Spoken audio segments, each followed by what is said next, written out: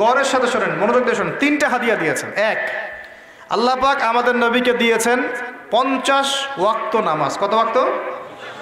এই 50 ওয়াক্ত নিয়ে তিনি আসছিলেন। আস্তে আস্তে পঞ্চম আসমানে দেখা হয়েছে নবী মুসা আলাইহিস সালামের সাথে। কোন নবী? মুসা আলাইহিস সালাম নাম তো জানেন। কোরআনে সবচেয়ে বেশি কোন নবীর নাম এসেছে এটা জানেন তো? হয়তো অনেকে জানতেন না। কোরআনে কিন্তু সবচেয়ে বেশি আমাদের নবীর নাম আসে না। কোরআনে সবচেয়ে বেশি এসেছে নবী মুসা আলাইহিস সালামের নাম, প্রায় 137 জায়গায়। কত জায়গায়? আরও কম বেশি হতে পারে, এটা আমাদের ছোট্ট গবেষণা, আল্লাহু আ'লাম বিসওয়াব। তো কারণ কোরআন খুললেই দেখবেন মুসা আর ফেরাউন, মুসা আর ফেরাউন আছে না? এখানে একটা প্রশ্ন করে রাখি, পরে উত্তর দিবেন। কেন কোরআনে মুসা আলাইহিস সালাম আর ফেরাউনের ঘটনা এত বেশি বর্ণিত হয়েছে? এটা ভাবতে থাকেন, পরে উত্তর দিবেন। কেন কোরআনে নবী মুসা আলাইহিস সালাম এবং ফেরাউনের নাম এত বেশি, এতবার কেন এই ঘটনা বলা হয়েছে? কোরআনে কি আল্লাহ শব্দের কোনো অপচয় করতে চান? তাহলে এতবার করে একটা কথা কেন বলছেন? আর কোরআনে কি আল্লাহ পাক অহেতুক কিছু নাজিল করেন না? নিশ্চয়ই পিছনে কোনো কারণ আছে বলেই করেন। কোনো কারণ ছাড়া কি আল্লাহ পাক কোনো কাজ করেন? আচ্ছা, তার মানে এর পিছনে কোনো কারণ আছে। এই যে একটা সূরা আপনারা পড়েন, সূরা আর রহমান, সূরা আর রহমানের মধ্যে পড়েন না, আর রহমান আল্লামাল কোরআন খালাকাল ইনসান আল্লামাহুল বায়ান, পড়েন না? আচ্ছা, এই সূরার মধ্যে 31 বার এসেছে ফাবিআইয়ি আলাই রাব্বিকুমা। আমি যদি বলি যে 31 বার কেন এই আয়াতটা আসলো, এতবার কেন? একটা সূরার মধ্যে এতবার একটা কথা বলার কি দরকার? আল্লাহ পাক তো কোরআনে শব্দের অপচয় করতে চান না, তাহলে এতবার করে আল্লাহ পাক কেন বলছেন এই কথা? এই দুটো উত্তর আলোচনার শেষে আমি যুবকদের কাছ থেকে শুনবো ইনশাআল্লাহ। ভাবতে থাকেন, সূরা আর রহমানে কেন এতবার ফাবিআইয়ি আলাই রাব্বিকুমা তুকাযযিবান বলা হয়েছে, এবং মুসা এবং ফেরাউনের ঘটনা এতবার কেন এসেছে? আমাদের উম্মাহকে আল্লাহ কি শেখাতে চাচ্ছেন? ভাবার বিষয় আছে কিনা ভাই? তা কোরআন নিয়ে মানুষ ভাববে কখন? যখন পড়বে, বুঝবে, তখন তো ভাববে নাকি?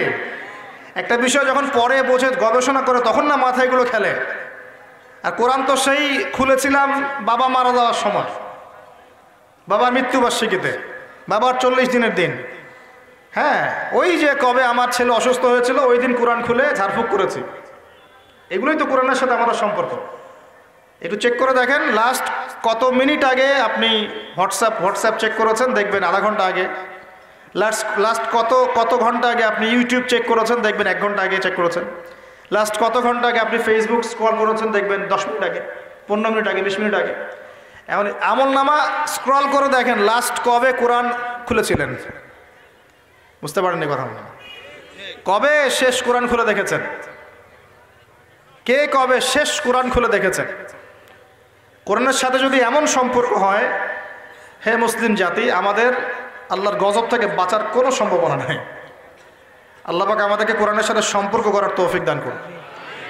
যে কোরআনের সাথে সম্পর্ক করতে পেরেছে সে সরাসরি আল্লাহর সাথে সম্পর্ক করতে পেরেছে। যার সাথে কোরআনের সম্পর্ক নাই সে আল্লাহর মারেফত থেকে বহু দূরে অবস্থান করছে। আল্লাহর মারেফত এইভাবে পাওয়া যায় না, অনেক ত্যাগ তিতিক্ষার মধ্য দিয়ে পেতে হয়। আল্লাহ পাকের মারেফত পাওয়ার সবচাইতে শ্রেষ্ঠ মাধ্যম হচ্ছে কোরআনুল কারীম। এছাড়া এর চেয়ে শ্রেষ্ঠ কোনো মাধ্যম নাই। হ্যাঁ, সালাত আছে, সেটা একটা ইবাদত, কিন্তু এটা হচ্ছে বিধান। এই বিধান এবং এর তেলাওয়াত, আল্লাহ পাকের কালাম, এর মধ্য দিয়ে আল্লাহ পাকের মারেফত লাভ করা যাবে ইনশাআল্লাহ তাআলা। আল্লাহর সাথে আপনি সরাসরি কথা বলতে পারবেন। আপনি কি আল্লাহর সাথে কথা বলতে চান না?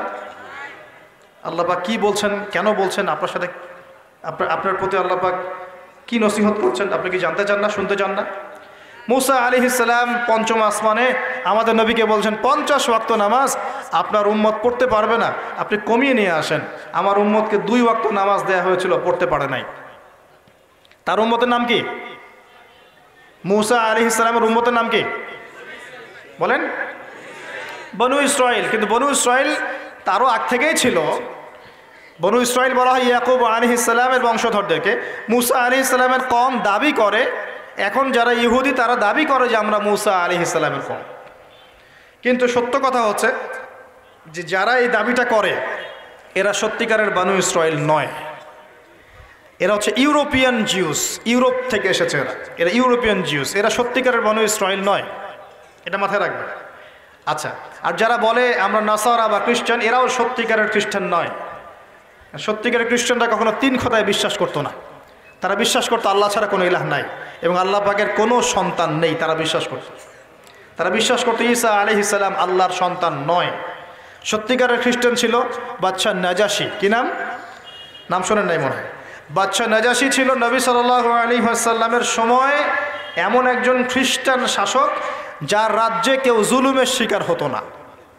মুসলমানরা একসময় সেই রাজ্যে আশ্রয় নিয়েছিল এই মুশরিকদের অত্যাচার থেকে বাঁচার জন্য। এই বাদশা নাজাশী মুসলমানদেরকে আশ্রয় দিয়েছিল, তাদের ভরণ পোষণ দেখাশোনা সব কিছু করেছিল। এই বাদশা নাজাশী যখন মারা যায়, আমাদের নবী নিজে তার গায়েবানা জানাজার নামাজ পড়েছে। তারা ছিল প্রকৃত খ্রিস্টান, যার সামনে জাফর রাদিয়াল্লাহু আনহু সূরা মারিয়াম তেলাওয়াত করেছিলেন। সূরা মারিয়ামে তেলাওয়াত শুনেই তিনি চোখ দিয়ে দরদর করে কান্না শুরু করেছেন। তো মনে রাখবেন, এখনকার ইউরোপিয়ান জিউসরা কিন্তু প্রকৃত বনু ইসরাইল নয়, এটা মাথায় রাখবেন। তারপরে সামনে যান। তো মুসা আলাইহিস সালাম কমাতে চাপ দিচ্ছেন। নবী সাল্লাল্লাহু আলাইহি সাল্লাম একবার যাচ্ছেন 50 থেকে 45, 45 থেকে 40, 40 থেকে 35, এই করতে করতে করতে করতে 5 ওয়াক্ত নামাজ হলো। কত ওয়াক্ত? 5 ওয়াক্ত। এবার মুসা আলাইহিস সালাম বলছেন আরও কমায় নিয়ে আসেন, আমার উম্মত 2 ওয়াক্ত নামাজ পড়তে পারে নাই, আপনি আরও কমিয়ে নিয়ে আসেন। তখন নবী সাল্লাল্লাহু আলাইহি ওয়াসাল্লাম বলছেন আমি আমার রবের কাছে এই আরজি পেশ করতে লজ্জা বোধ করছি। কী বোধ করছি? লজ্জা বোধ করছি।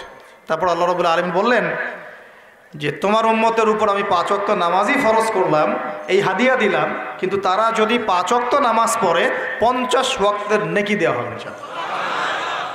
আর কিছু চাই ভাই? 5 ওয়াক্ত নামাজ পড়লে আমরা প্রতিদিন 50 ওয়াক্ত নামাজ পড়ছি। শুধু তাই নয়, আল্লাহ পাক বলে দিলেন তোমার উম্মতের কোনো ব্যক্তি যে কোনো ভালো কাজ করুক না কেন তাকে 10 গুণ বাড়ায় দেওয়া হবে। 1 টাকা দান করেছেন 10 টাকার নেকি দেওয়া হবে। 1 রাকাত নামাজ পড়লেন 10 রাকাতের নেকি দেওয়া হবে।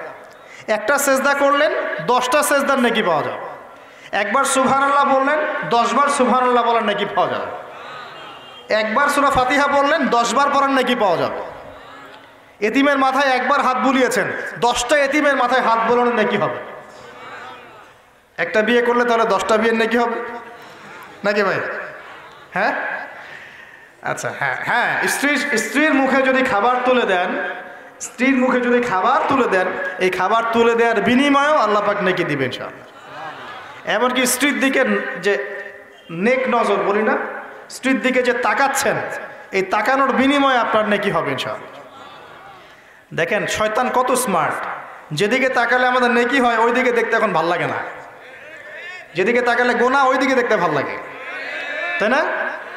এই অবস্থা। এখন সমাজে একটা বড় ব্যাধির নাম হচ্ছে জেনা আর পরকিয়া। জেনা সবখানেই জেনা, রাস্তাঘাটে, স্কুলে, কলেজে, বিশ্ববিদ্যালয়ে তো আমরাও পড়েছি মাশাআল্লাহ। আমরা তো 10 বছর আগের স্টুডেন্ট ছিলাম। ওই সময় দেখতাম যে মেয়েদের কোলে ছেলেরা শুয়ে থাকতো। বিসমিল্লাহ। মেয়েরা ওরা গোল হয়ে গ্রুপ স্টাডি করতো। গোল হয়ে গ্রুপ স্টাডি বোঝেন নাই মনে হয়? গোল হয়ে গ্রুপ স্টাডি করতো, মানে গোল হয়ে একটা বই নিয়ে পড়াশোনা করতো, ওটার নাম নাকি গ্রুপ স্টাডি। ছেলে মেয়ে সবাই একসাথে একজন। কোনো কোনো সময় দেখা যেত ক্যাম্পাসে হাঁটতে গিয়ে দেখা যেত যে মেয়ের যে মানে থাই উরুর উপরে মাথা দিয়ে ছেলে বই পড়তেছে।